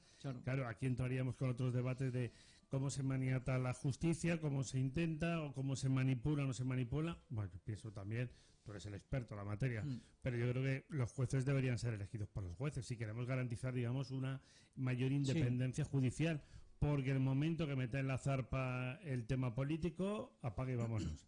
Porque un partido achaca y acusa al otro de que usted que has hecho esto, de que has hecho lo otro. Que, insisto, como decía antes, solo Dolores Delgado, los ríos de tinta que ha hecho correr, ¿no? Decir, y creo que esto hay que cambiarlo de manera... No sé, lo vería más factible. Mañana se lo voy a preguntar también a Fernando de Rosas. Lo que pasa es que sí que es verdad que también la propia Constitución... ¿Y qué idea tiene Alberto Núñez Feijóo al respecto? Pues sí que es verdad que la propia Constitución dejó la puerta abierta. Es decir, si la Constitución hubiera blindado este tema, habría que haber hecho una reforma constitucional para que fueran los políticos los que eligieran a los jueces. ¿Y cómo se hacen las reformas constitucionales? ¿Qué hace falta? Hombre, lo que pasa que, bueno, depende de qué título. Si es el de la corona, pues hace falta una mayoría de 2/3. Si es el título, por ejemplo, del Poder Judicial, Sí, pues sería pero- 3/5. Pero bueno, yo lo que me refiero, pero la mayoría mayor- no más absoluta, más absoluta. Pero como- la mayor parte, y es Claro. que lo decimos mucho en este programa, la mayor parte de reformas constitucionales son 3/5 partes del Congreso. Sí. Es decir, esto supone Claro. que en la práctica, como digo siempre, con independencia de quién gobierne, Ya. en este caso la jefatura del Estado, Partido Popular y Partido Socialista se tienen que poner de acuerdo. Sí. Porque son 3/5 partes del Congreso, que son los que pueden abrir el melón Ya. de la reforma constitucional. Lo que pasa es que igual en la propia El derecho civil valenciano, por ejemplo. Sí, en el propio desarrollo de la Constitución igual se dejó abierta la puerta a la maldad. Porque si no, la propia Constitución habría dicho que los jueces elegirían al órgano de gobierno. Y lo que dice la Constitución, fuera de lo que dicen algunos de, no, es que la Constitución dice que los jueces elegirán a los jueces. No, la Constitución dice que los 12 jueces del Consejo General del Cuerpo Judicial se elegirán como la ley orgánica determine. Esto hablo del año 78. En 1985 sale la ley orgánica del Poder Judicial, que es cuando sale Guerra diciendo Montesquieu ha muerto, en la que dice que los 12 jueces, o sea, hay de los vocales del Consejo General, hay 8 que son juristas, pero hay 12 que son de la carrera judicial, se elegirán pues por el Congreso, por el Senado, por el Gobierno. Es decir, se ha politizado la justicia. Entonces, la ley orgánica del 85 es la que se carga la independencia judicial, y del 85 hasta ahora han pasado, pues eso, ¿cuánto? Bueno, No como decimos, hoy es esa jornada de huelga general en la justicia. ¿Tenéis previsto hacer nuevas convocatorias o, primero, a partir del próximo lunes, en teoría se abre un escenario nuevo y diferente Sí. a nivel político? Y aprovecho también te pregunto, es muy pronto porque ayer los consejeros tomaron posesión y hoy están recibiendo, por cierto, las carteras de sus antecesores, del Botanic, en el gobierno valenciano. ¿Pensáis o vais a intentar reuniros en breve con la nueva consejera de Justicia? Sí, bueno, una de las cosas que le pido es reunirnos para hablar de este tema. La huelga, en principio hoy hay un día de huelga general, huelga como tal se ha aplazado, vamos a ver qué pasa después de elecciones. Seguimos con estos actos como el de Logroño. Pero hay huelga hoy. Entonces. Sí, hoy sí, pero hoy por el tema también de las concentraciones, y aprovecharon el tema. También quiero desde aquí un poco denunciar lo que está pasando en muchos puntos de España, donde los funcionarios de justicia, ya que el gobierno pues al comité de huelga casi lo deja morir de hambre, no nos atiende, el secretario de Estado nos dice dejar que arreglo de los jueces me pongo con vosotros porque mi mujer es funcionaria y empatizo y tal y cual. Todo el lío de lo que pasó en Madrid. Sí, también. lo que te quiero decir es que lo que se está haciendo es que cuando en los actos del PSOE, donde hay funcionarios de justicia a los que se nos está tachando casi de acosadores, el otro día en Televisión Española una reportera... ¿Cómo que de acosadores? Sí, porque el otro día pues una reportera de Televisión Española en un acto de campaña del PSOE pues había un compañero con un papel detrás diciendo justicia solución, y en directo se giró y le llamó de todo y nos dijo que estábamos boicotando. Lo digo porque hay actos del PSOE donde por orden de delegación del gobierno los policías están identificando a los manifestantes para que les llegue a casa la correspondiente sanción por boicotear un acto electoral. Boicotear un acto electoral. Vamos a ver. ¿Y la libertad de expresión? Pues eso es lo que nos gustaría saber. No sé. Todo es un país. Los del jarabe democrático... Sí. ¿O me he perdido algo yo? Nos hemos perdido todos. O hay libertad de expresión. Es decir, o por libertad de expresión, de derecho reunión 1, de reunión 2... Y tercero, de derecho a manifestarse. 3. Sí. Que a mí se me ocurra. Sí, así, a grosso modo. Sí. No sé. No creo que se esté incumpliendo ninguna ley. Sí. No sé qué sentido puede tener que la policía en este caso intervenga para que boicota un acto electoral. Hombre, esto es muy relativo. Si uno no tiene derecho tampoco a protestar, pues apague, vámonos. Pues aquí, ya te digo, antes de la campaña... Nunca dejaré de sorprender, querido pues, amigo.